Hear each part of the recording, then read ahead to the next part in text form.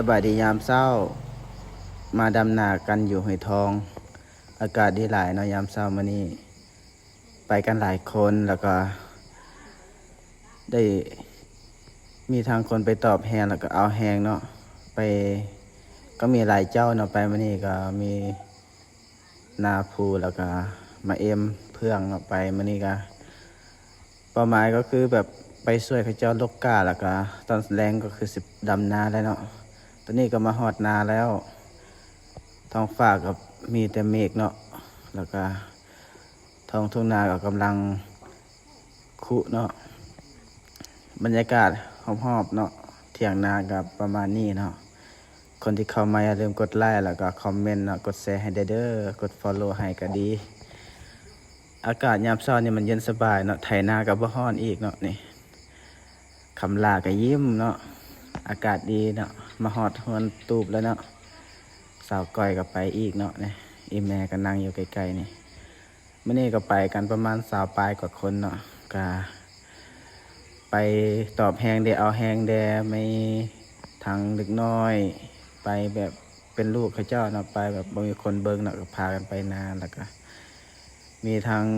ผู้เฒ่าเนาะเขาไปลกกาช่วยแล้วก็มาดำนานี่ฮอดตอนเขาเจ้าคุแล้วแต่เท่านี้เขาก็ลกกาหากันแล้วเนาะบรรยากาศเนาะเย็นสบายเนาะดื่มน้ำเย็นๆแล้วก็นั่งลกกาไปล้มกันไปเนาะอากาศดีม่วนแล้วก็ม่วนแซวกันไปเนาะอากาศเนาะตาสะออนหลายเนาะอยู่กันหลายคนก็มีความสุขเว้ากันไปยิ้มกันไปเนาะม่วนไปบ่ฮู้จักเมื่อเนาะเฮ็ดนาช่วงนี้ดำนาอากาศดีฝนตกปล่อยๆแล้วก็ลกกาผู้ใดว่างก็มาช่วยเด้อมาดำนาช่วยแดอากาศดีตอนเช้าอัดคลิปมาให้เบิ่งบรรยากาศในห้วยทองเนาะนำห้วยทองก็ใหญ่ดำนาก็แล้วหลายเจ้าแล้วเนาะแต่บางเจ้าก็ยังบ่แล้วเถือผลงานการลกกามื้อนี้ก็ได้หลายเติบเนาะคนไปก็ประมาณ20กว่าคนเนาะท้องฟ้าก็สีเขียวมีเมฆคนละก้อนละก้อนเนาะ